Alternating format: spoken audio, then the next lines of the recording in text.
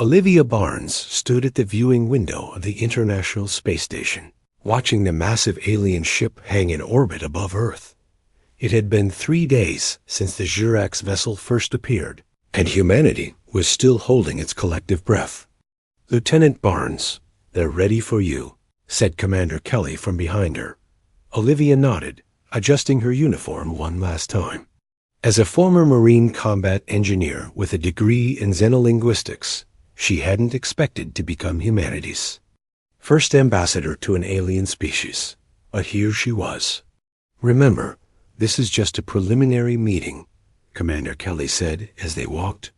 "Try to establish basic communication and show peaceful intentions." "Yes, sir," Olivia replied. At 5'6" with an athletic build, she was neither particularly tall nor short for a human woman. But based on the video feeds they'd received, the Jurax were giants by comparison. The shuttle ride to the alien vessel took 20 minutes. Olivia spent it reviewing the basic greeting phrases their linguists had decoded from the Jurax transmissions. Her heart pounded as the airlock sealed and the atmosphere equalized. The door slid open, and Olivia got her first real look at the aliens. They towered at nearly 9 feet tall, with slender bodies, 4 arms, and skin that resembled polished obsidian. Their eyes were large and silver, set in elongated faces with no visible nose, just breathing slits along their cheeks. The tallest Jurax stepped forward. "Welcome, Earth Representative. I am Admiral Kraz Thule of the Jurax Confederation." Olivia was surprised to hear perfect English. "You speak our language?" Admiral Kraz Thule made a musical trilling sound that might have been laughter. "Our translation systems analyzed your global communications network. Very efficient, yes? We are pleased to meet such an interesting new species, though we did not expect you to be so compact. Thank you for the welcome, Admiral. I am Lieutenant Olivia Barnes of Earth's United Nations Space Command." The Admiral bent down to look at her more closely. "Such a small creature to represent an entire world. You are most adorable." Olivia blinked, unsure how to respond to being called adorable in a first contact situation. "I assure you, Admiral, I am fully authorized to begin diplomatic relations between our peoples." Of course," the Admiral said, patting her head with one of his lower hands. "Come, little one, let us show you our vessel." Olivia bit back a retort and followed the aliens into their ship. The corridors were enormous, clearly designed for beings much larger than humans. The Jurax delegation kept slowing their pace to allow her to keep up, though her stride was perfectly normal. "You must be careful not to exert yourself," said a female Jurax, who introduced herself as Science Officer Vili Sorn. "Your thin limbs suggest fragility. Is this why your species developed such extensive mechanical assistance technologies?" "Our limbs aren't particularly fragile," Olivia said, confused. "And what mechanical assistance do you mean?" "Your lifting devices, support structures, carrying implements," Velasorn explained. "We observed many such tools in use on your planet." Olivia realized they were talking about forklifts and cranes. "Those are for moving very heavy objects, not for normal human activities." "How fascinating." Velasorn made notes on a translucent tablet. "What would you consider a heavy object, small one?" "That depends on the situation," Olivia said, growing slightly irritated at being called small one. "And my name is Lieutenant Barnes, or Olivia, if you prefer." "Olivia, the science officer repeated, clearly delighted. Such a musical name for a musical little species. The tour continued through engineering sections, recreation areas, and finally to the command bridge. Everywhere they went, Jurax crew members stopped to stare at Olivia. Some made those trilling laughing sounds, while others bent down to get a better look at her. On the bridge, Admiral Krosthul invited her to sit at a conference table. The chair was so large that Olivia had to climb onto it, her feet dangling well above the floor once seated. This caused another round of trills from the Jurax officers. "Now then," the Admiral said, "let us discuss why we have come to your world." The explanation was concerning. The Jurax were part of a galactic community of spacefaring species. They had detected Earth's radio signals and came to investigate, but also to warn humanity. Another species called the Mekthar Empire was expanding aggressively, conquering worlds and enslaving populations. "We offer Earth protection and membership in our confederation," Admiral Krozthul explained.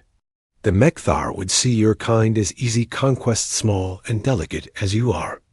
"I appreciate your concern," Olivia said carefully, "but humans aren't as delicate as you seem to think." The Admiral trilled again. "Your bravery is admirable, but we have studied your physiology through atmospheric scans. You evolved on a moderate gravity world and lacked the dense muscle structure of species like the Mekthar. They would crush you without effort." Olivia frowned. There seemed to be a fundamental misunderstanding happening, but she couldn't pinpoint exactly what it was. The aliens clearly thought humans were physically weak, but why? "What's your home world's gravity compared to Earth's?" she asked. "Our gravity is approximately 0.4 of your Earth standard," Velasorn answered. "This is why we can grow so tall while you remain small and compact." And suddenly, Olivia understood. The Jurax evolved on a low-gravity world. That explained their height and slender build.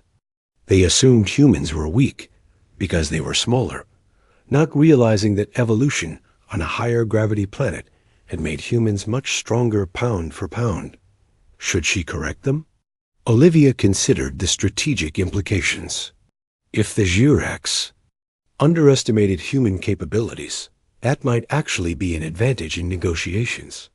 Better to let them think humans needed protection while learning more about this galactic community and the Mekthar threat. "We appreciate your offer of protection," Olivia said diplomatically. "I'll need to communicate your proposal to Earth's governments." "Of course, little one," the Admiral said. "We understand such a big decision must be frightening for your species. Take all the time you need." As the meeting concluded, Olivia was presented with a gift, a Keck Jurax communication device that weighed almost nothing to them, but was nearly 30 pounds by Earth standards. The Admiral handed it to her with one hand, clearly expecting her to struggle. Olivia took it casually, holding it with ease. "Thank you for this generous gift." The Admiral's silver eyes widened slightly, but he made no comment on her strength. "We look forward to further discussions. Cute Olivia of Earth. Perhaps next time more of your kind can visit our ship. We have prepared special protective environments to ensure your safety." "That would be wonderful," Olivia replied with a smile, already imagining the shock on the aliens' faces when they discovered what humans were really capable of. For now, though, she would play along with being the cute and fragile human. Sometimes being underestimated was the greatest advantage of all. 3 months passed since first contact with the Jurax. Earth had joined the Galactic Confederation as a protected planet. Olivia now lived aboard the Jurax diplomatic vessel Eternal Horizon as part of a cultural exchange program. Her quarters were designed for fragile humans, with extra cushioning on all surfaces and safety rails everywhere. Olivia's daily routine included observing Jurax technology, sharing information about Earth culture, and enduring constant coddling from her alien hosts. Science Officer Velasorn had become her assigned guide and roommate, treating Olivia somewhere between a beloved pet and a child.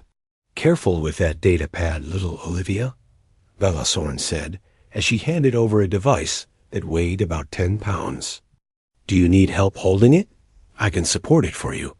"I've got it, thanks," Olivia replied, taking the pad with one hand and flipping through screens with her thumb.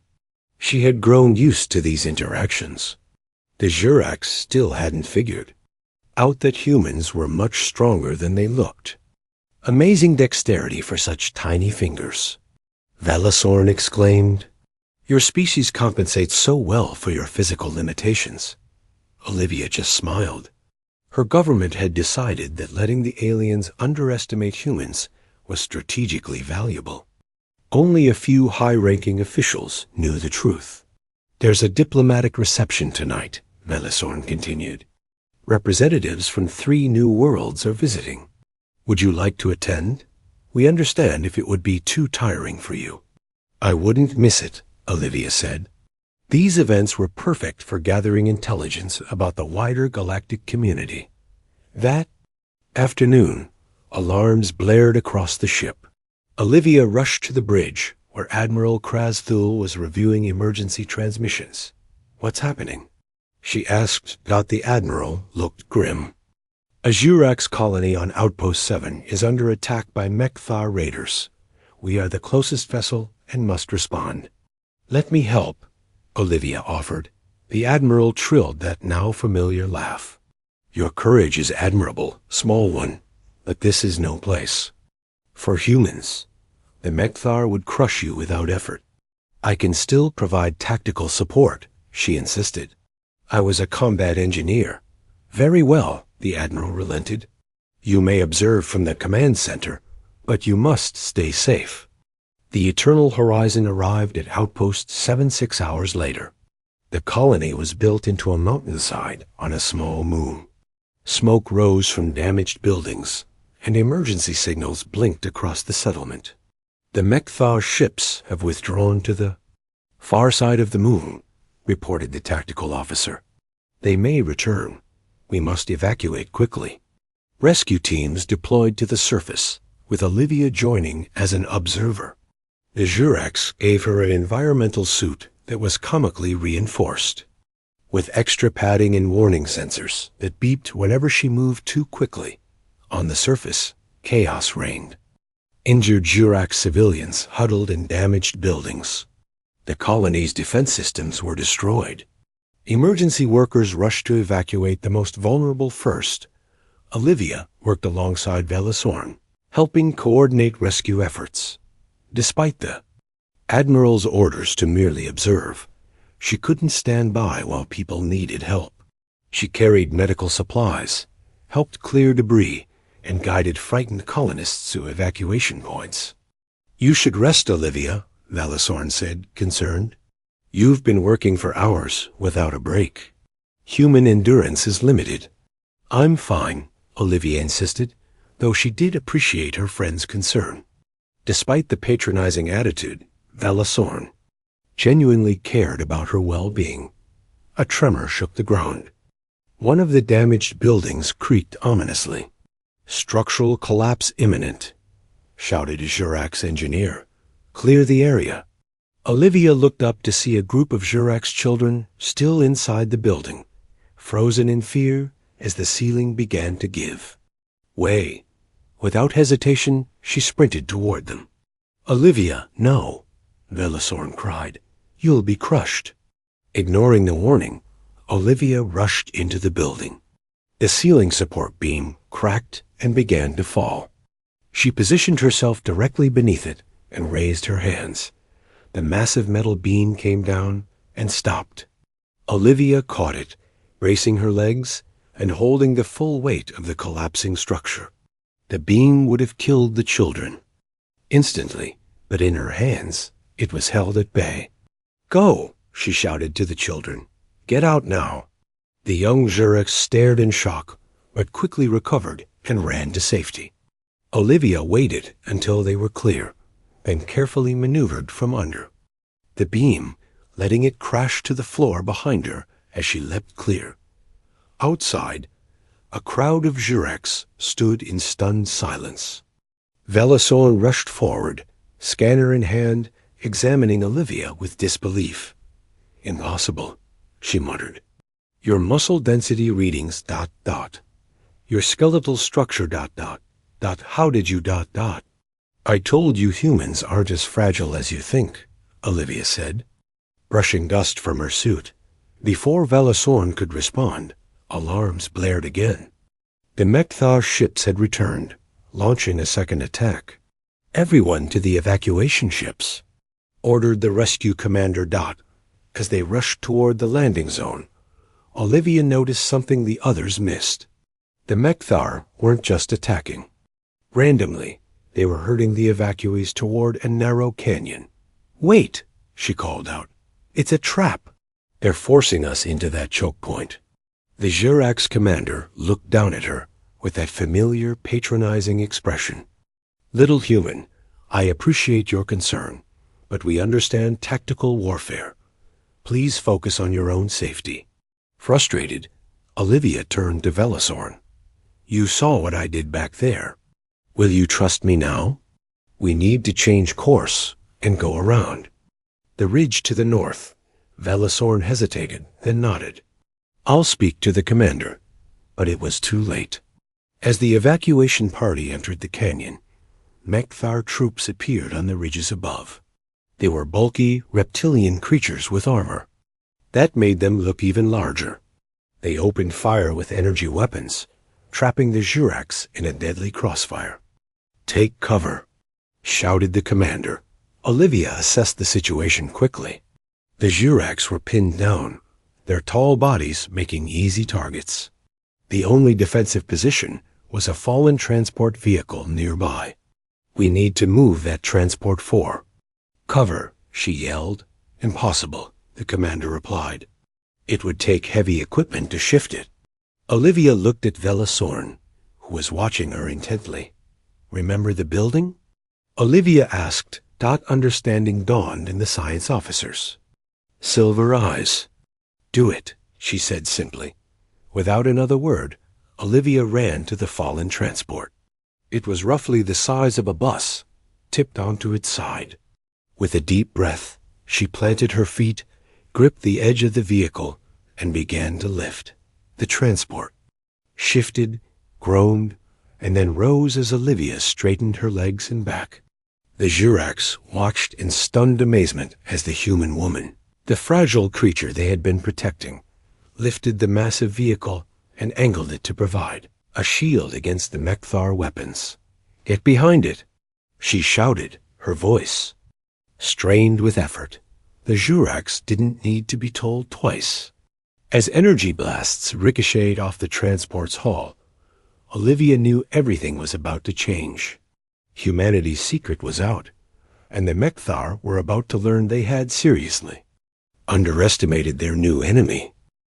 The Eternal Horizon sped away from Outpost 7, damaged but intact. Thanks to Olivia's quick thinking and unexpected strength, most of the colonists had been evacuated safely. Now in the ship's medical bay, Olivia sat patiently as Jurax doctors scanned her body with their advanced equipment. "Remarkable," said the chief medical officer, examining the results. "Your muscle fibers are incredibly dense. And your skeletal structure, it's at least 3 times stronger than we initially measured." Admiral Kraz Thul stood nearby, his silver eyes fixed on Olivia. "Why did your government hide this from us?" "We didn't hide anything," Olivia replied. "You assumed humans were weak because we're smaller than you. We just didn't correct your assumption." The Admiral made a sound that wasn't quite his usual trill of amusement. "A clever strategy. We underestimated you." "Most species do," Olivia said with a small smile. "Earth's gravity is much stronger than your homeworld. We evolved to be compact but powerful." Velosorn, who hadn't left Olivia's side since the rescue, asked, "How much can the average human lift?" "It varies, but many can lift their own body weight without special training. Some can lift 2 or 3 times that." The Jurax in the room exchanged glances. Their species typically struggled to lift even half their body weight. "And you?" Velosorn asked. "That transport vehicle must have weighed at least 2 tons. "I was a Marine," Olivia explained. "We train harder than most." Before the conversation could continue, alarms blared throughout the ship. The Admiral's communication device buzzed. "Kraz Thul here," he answered. "Admiral, Long-range sensors detect 3 Mechthar battlecruisers on an intercept course, reported the tactical officer. They'll reach us in 40 minutes. Battle stations, ordered the admiral. Prepare for combat. In the bridge, tension filled the air as crew members rushed to their positions. Olivia stood beside Vela Sorn, watching the tactical display show the approaching enemy ships. They're faster than us, said the navigation officer. We can't outrun them. Then we fight, the admiral declared. We have colonists aboard who need protection. Olivia studied the display, noticing something odd about the Mechthar approach pattern. They're not just chasing us, she said. Look at their formation. They're herding us toward that nebula. The admiral glanced at her, then back at the display. The nebula would disrupt our sensors and shields, but it would do the same to them. Why would they want that? Olivia shook her head. I don't know, but it feels like a trap. You're tactical. Insight is noted, Olivia, the admiral said, but without evidence, we must stick to our defensive plan. The nebula might actually provide us cover to escape. Over the next 30 minutes, the Eternal Horizon fired its engines at maximum, trying to avoid the approaching Mechthar ships. But the enemy vessels adjusted course perfectly each time, slowly forcing them toward the glowing purple nebula. Olivia grew increasingly uneasy. She pulled Vela Sorn aside. Something isn't right. Can you get me access to the long-range sensor data? The raw feeds, not just the processed tactical display. Vela Sorn hesitated only briefly before nodding. She led Olivia to a science station and entered her access codes. What are you looking for? I'm not sure yet, Olivia admitted, scanning through the data. Then she saw tiny energy signatures hiding within the nebula's radiation. There, magnify that section. The screen zoomed in, revealing what the ship's automatic systems had missed: a dozen small Mechthar attack ships waiting inside the nebula. It's an ambush, Olivia said. We need to tell the admiral. They rushed back to the command center, but when Olivia tried to explain, the admiral raised a hand to stop her. The Mechthar are closing in, little human. This is not the time for your theories. But sir, Vela Sorn interjected, she found something in the sensor data. There are ships hiding in the nebula. The admiral shook his head. Our best systems show no such thing. You're allowing her panic to influence you, science officer. Olivia felt her patience snap. This isn't panic. This is experience. The Mechthar are using the same tactic they used on the colony, herding us into a trap. Enough, the admiral said firmly. Return to your quarters for your safety, Olivia. That's an order. 2 Jurak security officers approached to escort her out. Olivia looked at them, then at the tactical display showing their ship moving ever closer to the nebula. She made a decision. I'm sorry about this, she said quietly, before anyone could react. Olivia moved. To the Juraks, she became a blur of motion. She gently but firmly pushed past the security officers, moving so quickly they barely had time to reach for her. She darted across the bridge to the main control console. Stop. Her. The admiral commanded, but it was too late. Olivia's fingers flew across the controls, inputting a new course that would take them away from the nebula. She locked the system with an emergency override code she'd memorized during her training sessions. What have you done? The admiral demanded as more security personnel surrounded her. Saved your ship, Olivia replied calmly. In about 30 seconds, you'll thank me. The ship veered sharply away from its previous course.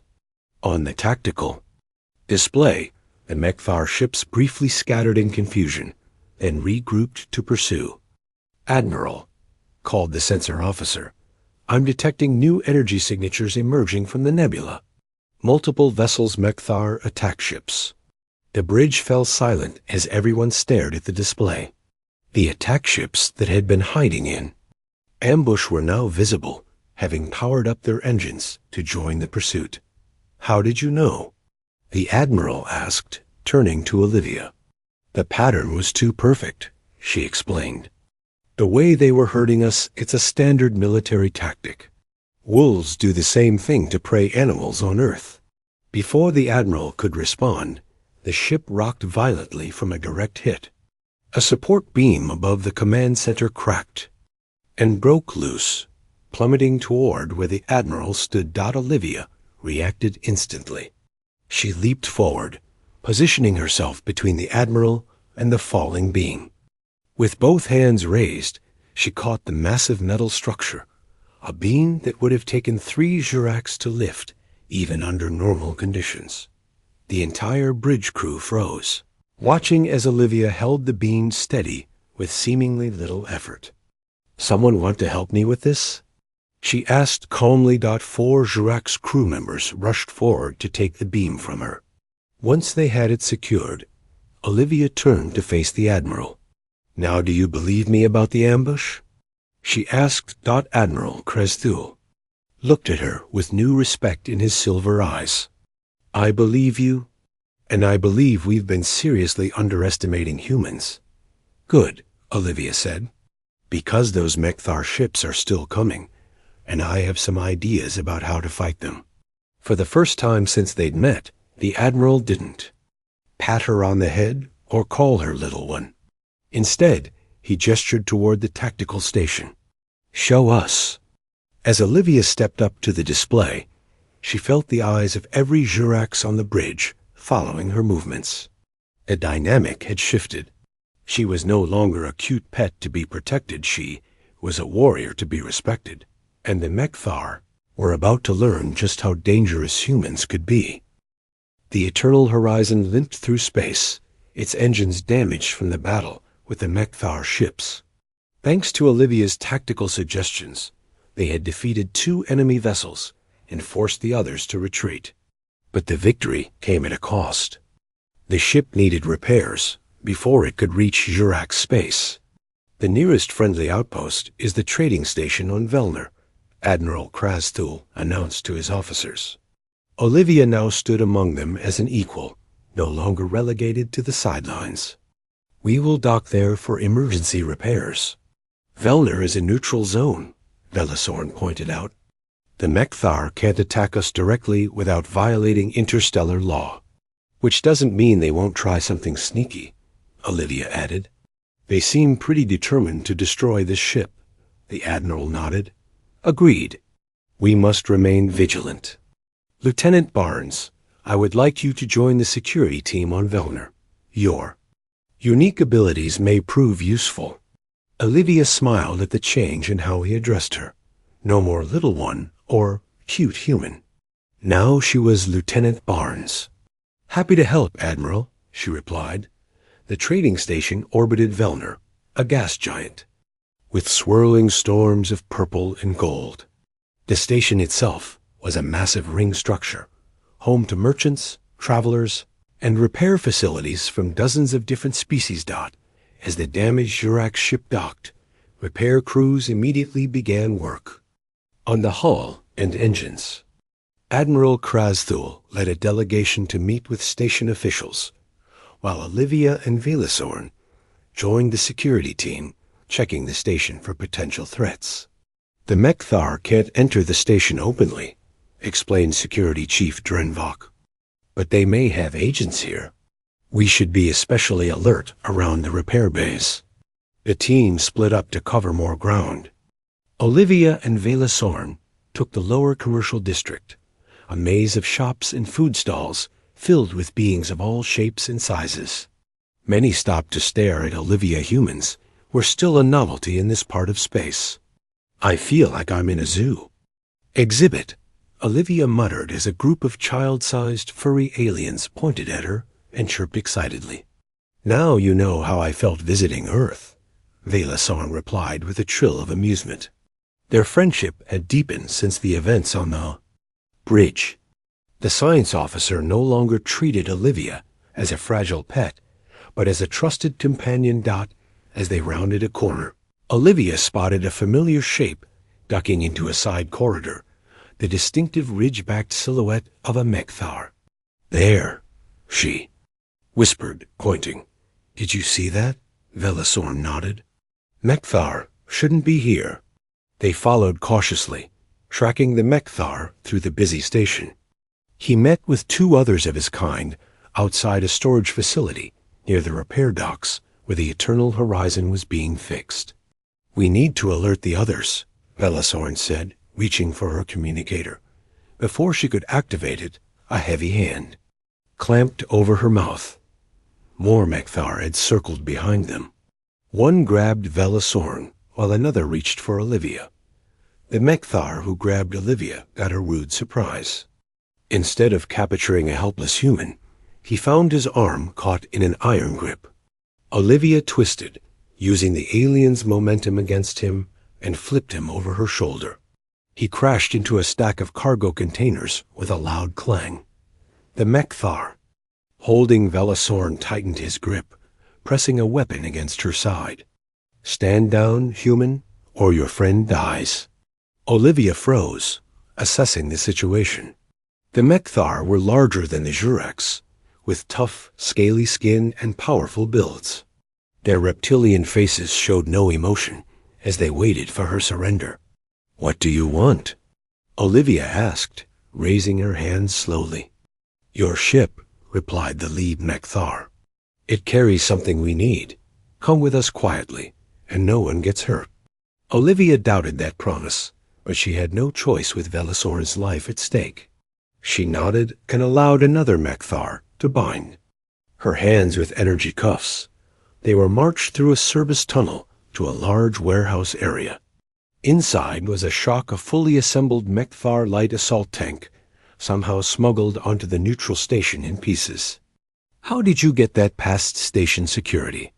Olivia asked, genuinely curious despite their situation. "Bribes open many doors," the mechthar leader said with a grim smile. "This tank will lead our assault on your ship. Once we disable the repair crews, we will board and take what we came for." "The Admiral won't surrender the ship," Velosorn said defiantly. "He will when he sees his crew being executed," the mechthar replied coldly. He turned to his soldiers. "Prepare to move out. Keep these two here under guard." 2 guards remained with Olivia and Velosorn, while the others began activating the tank. Its engine hummed to life, and weapon systems powered up with an ominous glow. "I'm sorry," Velosorn whispered to Olivia. "I should have been more alert." "Don't worry," Olivia whispered back. "I've got a plan." She nodded toward the energy cuffs on her wrists. "These are designed for mechthar strength, not human strength." Slowly, carefully, Olivia began to strain against the cuffs. The mechthar hadn't realized that humans, pound for pound, were significantly stronger than their species.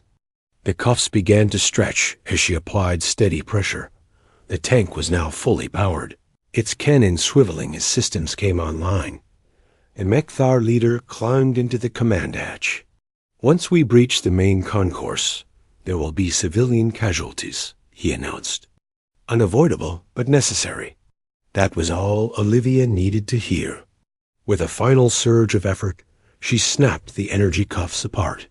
Before the guards could react, she was in motion, racing toward the tank. "Stop her!" shouted the mechthar leader. Guards fired energy weapons, but Olivia moved too quickly, dodging between equipment and cargo containers. She reached the tank just as it began to move forward. Without hesitation, she slid beneath it and planted her back against the station floor dot, with both hands gripping the underside of the tank. Olivia pushed upward with all her strength. Metal groaned as the 30-ton war machine began to lift off. Its treads dot inside the tank. Alarms blared as the vehicle tilted. The mechthar crew scrambled to understand what was happening. Outside, every alien in the warehouse stared in disbelief as the human, the supposedly fragile creature from Earth, lifted the entire assault tank off the ground. With a roar of effort, Olivia stood up, raising the tank completely above her. Head. The Mechthar leader popped his head out of the hatch, only to find himself looking down at a very determined human woman holding his entire tank aloft. "This is a neutral station," Olivia said through gritted teeth. "No weapons allowed." With a twist of her body, she tossed the tank sideways. It crashed onto its side, treads spinning uselessly in the air. The impact knocked the Mechthar crew inside against the walls, stunning them. The remaining guards stared at Olivia in shock. One dropped his weapon and backed away. Another turned and ran. Olivia quickly freed Velia Sorn from her restraints. "Still think humans are cute?" Olivia asked with a smile.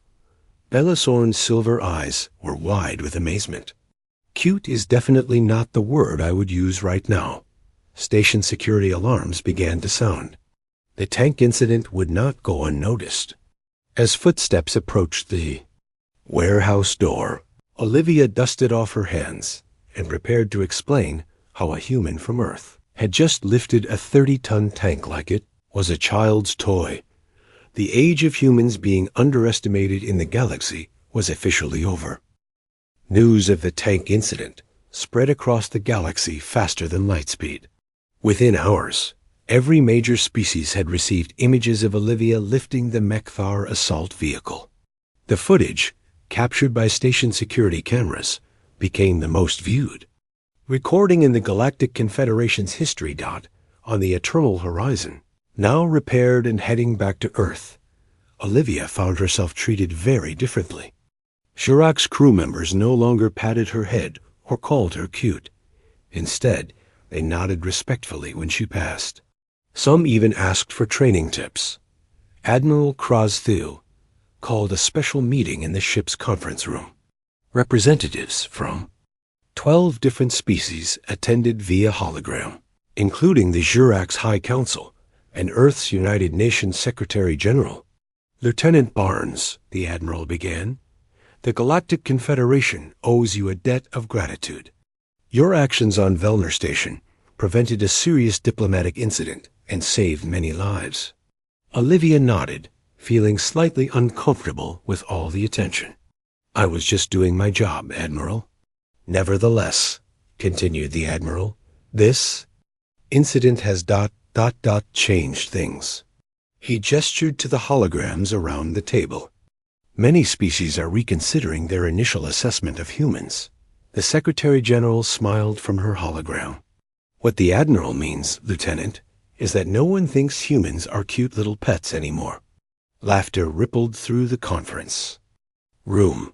Even the Juraks joined in with their musical trills. "The Mechthar have requested immediate peace talks," said one of the Jurak's counselors. After reviewing Earth's population numbers and seeing what one human could do, they suddenly became very interested in friendship. "How many humans did you say are on your planet?" asked a representative from a species Olivia didn't recognize. "About 10 billion, replied the Secretary General. 10 billion tank lifters, muttered another alien. "No wonder they want peace." After the meeting, Olivia returned to her quarters, which had been redesigned. The safety rails and extra cushioning were gone, replaced with standard Jurak's furniture built to support her actual strength. Vela Sorn visited later, bringing a bottle of something that looked like blue champagne. "To celebrate our survival," she explained. They sat together, sipping the sweet, fizzy liquid that tasted like blueberries in starlight. "So," Vela Sorn said, "the Jurak's High Council has formally apologized for mischaracterizing humans, and the Science Academy wants to send a research team to study Earth's high-gravity evolutionary patterns." Olivia laughed. "Better late than never, I guess." "I have a question," Vela Sorn said, her silver eyes serious. "Why did your government allow us to underestimate you for so long? You could have demonstrated your strength from the beginning." "Sometimes being underestimated is an advantage," Olivia explained. "We wanted to learn about the galactic community before showing all our capabilities. Plus, it seemed harmless enough at first." You thought we were cute. We thought you were cute with your 4 arms and height. Cute? Velasorn sounded shocked. You found us cute? Well, yeah, Olivia grinned. The way you had to bend down to go through doorways. How you needed help opening containers because your fingers are so long and delicate. It was adorable. Velasorn stared at her and burst into trilling laughter. All this time we were patronizing each other. Their laughter was interrupted by an alert on Olivia's communication device. A message from Earth Command appeared on the screen. What is it? Velasorn asked, noticing Olivia's expression. I've been promoted, Olivia said, reading the message, and reassigned as Earth's official ambassador to the Galactic Confederation. Congratulations, Velasorn exclaimed. Does this mean you'll be staying in space? Olivia nodded. Looks like it. They're sending a human delegation to meet us when we reach the Confederation headquarters. We're going to negotiate formal treaties now that everyone knows what humans are really capable of. I've been reassigned too, Velasorn said. As scientific liaison to Earth, I'll be leading the research team studying human physiology, with your permission, of course. Of course, Olivia said with a smile, as long as you don't call me cute anymore. I promise, Velasorn replied solemnly, then added with a twinkle in her eye, though you are rather small. They laughed together, their friendship stronger than ever. 2 weeks later, the Eternal Horizon arrived at the Confederation headquarters, a massive space station at the crossroads of several major trade routes. A human ship, the UNS Discovery, was already docked, carrying Earth's diplomatic team. Admiral Krozthul, Olivia, and Velasorn greeted the human delegation at the airlock. As the doors opened, Olivia was surprised to see her former commanding officer, Captain Greg Miller, leading the team. Lieutenant Barnes, he said with a grin. Or should I say Ambassador Barnes now? Your tank-lifting video has made you quite the celebrity back home. Olivia groaned. Please tell me they're not showing that everywhere. Afraid so, Captain Miller replied. Every news channel, social media platform, and educational program. You're the face of humanity to the stars now. As they walked through the station toward the conference chambers, Olivia noticed how other species moved aside, watching the humans with new respect and, in some cases, clear nervousness. They're scared of us, she whispered to Velasorn. Not scared, Velasorn corrected, cautious. There's a difference. They're reevaluating everything they thought they knew about humans. In the main atrium, a large display showed footage from Earth-human athletes competing in the Olympics, construction workers building skyscrapers, and ordinary people going about their daily lives. The aliens watched with fascination, no longer seeing cute pets, but a species of remarkable strength and resilience. The formal treaty signing was scheduled for the next day. That evening, a reception was held for all the delegations. Olivia stood with Captain Miller, watching the diverse gathering of species. Quite a change from 3 months ago, Miller said. Back then, they thought we needed protection. Now they're offering alliance treaties. Amazing what lifting one tank can do for interspecies relations. Olivia replied with a smile. Admiral Krozthul approached them, accompanied by an alien Olivia had never seen before, a blue-skinned being who seemed to float slightly above the floor. Ambassador Barnes, the Admiral said, may I present High Counselor Zinra of the Aquarian Collective. They have expressed interest in establishing relations with Earth. The Aquarian studied Olivia with large, liquid eyes. Fascinating, they said in a musical voice. So this is a human. Such interesting air breathers. You must find it so limiting to be confined to solid surfaces. Olivia and Captain Miller exchanged glances. It seemed humans would always be a curiosity to someone in the galaxy. Perhaps, Zinra continued, patting Olivia gently on the head with a webbed hand, We can help these adorable land dwellers navigate the complexities of galactic politics. As the Aquarian floated away, Vilasorn joined them, having overheard the conversation. "Here we go again," Olivia sighed. Vilasorn's silver eyes sparkled with amusement. "Should we tell them about human swimming records? Or perhaps demonstrate how much weight you can lift underwater?" "Not yet," Olivia said with a mischievous smile. "Let them think we're cute for a while. It worked out pretty well last time." As the reception continued around them, Olivia looked out at the stars visible through the station's massive windows. Humanity had found its place in the galaxy, not as pets to be protected, but as equals to be respected. And all it had taken was lifting one tank like a toy. She couldn't wait to see what would happen next.